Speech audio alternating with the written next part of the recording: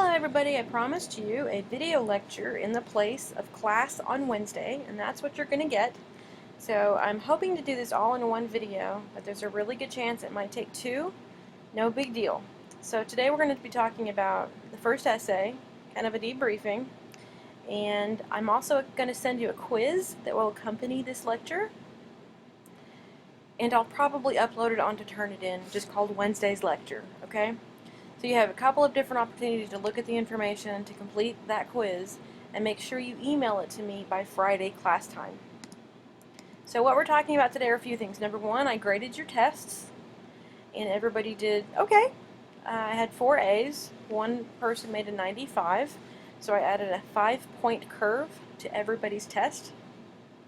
That has already been added, and it's indicated on Jupyter Grades. So there you go. The next test I think is going to be better. You know what to expect, you know what to look for, you know how to study, and you only have one thing on the next test, which is the Odyssey. So I see good things for you. In terms of the essays, everything has been graded and all the comments are logged on Turnitin.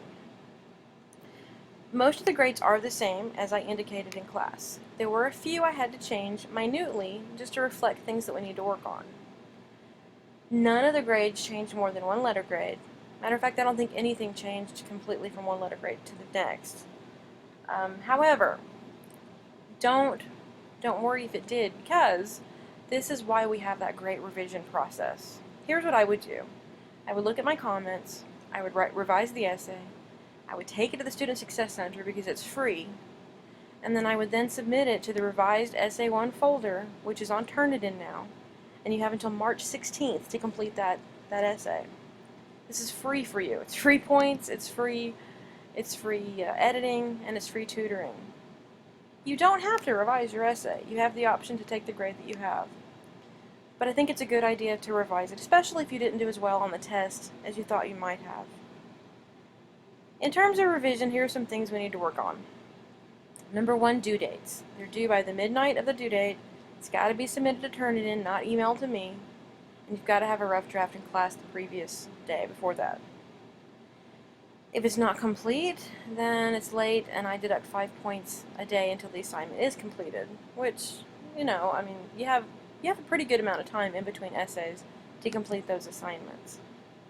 Some basic things that I know we covered in the last class, but I just want to review them. Turnitin.com is fabulous because it offers something called the Originality Report, which you can look at. It's not secret to you. I have enabled you to be able to see the Originality Report and grammar comments. So if you're looking at your Originality Report and it is over 20 to 25%, you're stretching it, okay? So there were a few essays that had 50 to 90% unoriginality. That should concern you, because I don't think it's malicious, but it's considered plagiarism. So you need to go back and look at that essay, see how you can use that in your own words, and cite it, and then revise it from there, okay? On the other side, there were a lot of people who had no sources, and if you have an essay with absolutely no sources whatsoever, something's wrong. If you're talking about literature, you should have primary sources. If you're talking about history, you have to have secondary sources. So you have to have sources, or the essay is just speculation, and you have no ethos, no credibility. Secondly, on that, talking about essays, many people compared ancient culture with a modern world or concept, and you can't do it. It just won't work. You can't compare ancient Egyptian women with modern women. It's different culture, a different time, a different continent. So just keep that in mind, okay? Some basic points, again, quick review. We're using MLA format. It's Times New Roman, double-spaced. You have a title that's double-spaced. Your pages are numbered, not on the first page, 1-inch margins. You need to make sure you get the genre right. A lot of you guys were talking about novels or books, but we haven't read any novels or books. We've read epics, and we've read poems, but we haven't read any novels or books. Now later on you're going to have plays and dramas and tragedies and all those great things, but just make sure you get the genre right when you're referring to it. And please don't misuse this revision opportunity. Just turn in a complete, well-written essay the first time, and then don't think that you're going to make that better the second time, which you will, but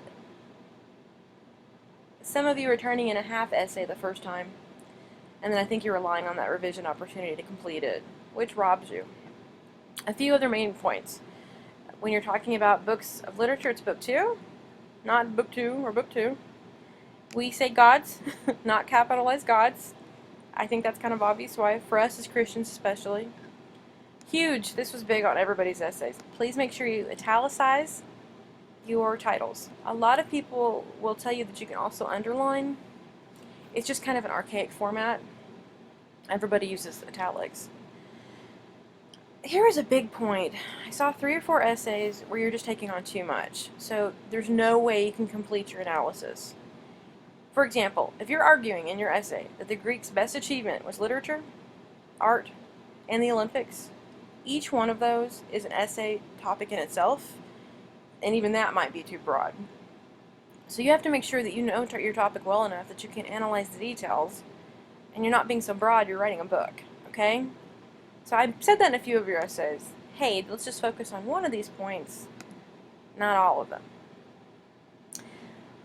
Some other notes. Formality. This is a formal essay. You're writing this in the tone of a scholarly journal. So nobody's goofing around. It's not a big deal. People aren't getting mad and stuff. You don't like something a lot. You're not saying, I believe that. This is a formal essay. On the same token, I saw a lot of wordiness. So please make sure that you're being succinct. If it takes you several sentences to say Penelope's intelligent or Hector is brave, then you're probably being a little wordy. So kind of a rule of thumb, pretend like you're paying me $5 a word for every word in your essay. I would shop wisely. Some other things that we need to talk about. We're almost there, about halfway through the slides, so we might end up with 2 videos, but you can do this. You have to cite from the text to prove it. If you're arguing about literature, you have to cite. So a lot of you guys were arguing Achilles really loves Perseus. But if that's the case, then you have to go back to the epic and find me something in there that specifically argues that they love each other. If you're arguing that Gilgamesh and the Bible have the exact same flood story, which proves a universal archetype, then you are going to have to cite from the Bible and the Epic of Gilgamesh. I can't take your word for it. Also, don't just cite vague scenes. Make sure you cite specific scenes, which is kind of obvious. And don't just summarize. A big thing I saw was that a lot of people would summarize the entire epic and then say, look, this is proof that Achilles really loved Perseus. I need a specific scene that you've analyzed. In terms of citation, when you are giving me a specific scene, it has to flow smoothly. I saw a lot of choppy parenthetical citation. So from the essay, this is from somebody's essay. This is a pretty good integrated quote. After being laughed at by the suitors, Odysseus becomes downhearted and needs Athena to once again raise his spirits by telling him, you will not be a worthless or a stupid man. You'll notice it's a really flowing, it's a nice smooth quotation. It's integrated nicely. You notice it just doesn't say, the Iliad says, blah, or the Odyssey says, you will not be worthless. Or in the epic it says he is smart. You'll not be worthless. You'll notice that it flows. So please make sure when you are citing that the sentence makes sense without these quotation marks. So if you remove the quotation marks and the sentence still makes sense, you've got a good citation there. Also notice that your punctuation is after the parentheses, so you have quote, citation, information, citation. I corrected that in a few of them. You need to work on your works cited page. Period. Works cited pages have a very specific format, and it needs to look like this. So I would go to Purdue OWL, or look at your MLA guidebook, or anywhere online actually. You'll notice it's a reverse indentation. The first line's flush left, the second line's indented, it's double spaced, it's alphabetized, and you have to have a works cited page. If you're citing primary and secondary sources, you absolutely have to have a works cited page. In the future, that will count as a letter grade off. It's a big deal. Also, if you're citing literature, you don't need to cite each book, you just cite it once. Almost there. Within the essay, please make sure you're using topic sentences just to keep on track. So you have a thesis statement, which is a map. That thesis statement can be something as vague as Hector is a better leader than Achilles, or it can be very specific. Hector's a better leader because of Achilles, because of this, this, and this. But you have to tell me what each paragraph is going to be about. The second reason Hector is more heroic than Achilles involves his loyalty to his country. And then give me information and proof in that paragraph about that topic. I need transitions between points. A lot of essays just kind of look like lists. So, for example, Penelope was clever. She tricked the suitors with the weaving trick. She tested Odysseus with the bed. She came up with the axe contest. That's a list. It's not an essay.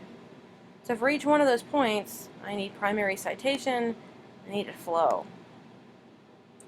And you got to get the details right. If you have incorrect information, if you have names incorrect, then your credibility is shot, and I can't listen to anything else in the essay because I'm questioning it. So if you threw your essay together at the last minute using SparkNotes and just the slides, and you don't really understand the epic, or the literature, or the historical moment you're discussing, it's obvious. So I would work on developing a real understanding of the literature, and I think this is going to be easier with the plays, simply because it's one day. We're talking about one day, and that's easier to understand. Okay, I'm going to stop here and start with the second video because I want to talk about a couple of grammatical elements, and that might just take a few minutes. But we're really almost done. I promise you have like maybe 3 more slides. This is the end of video 1. Video 2 will begin.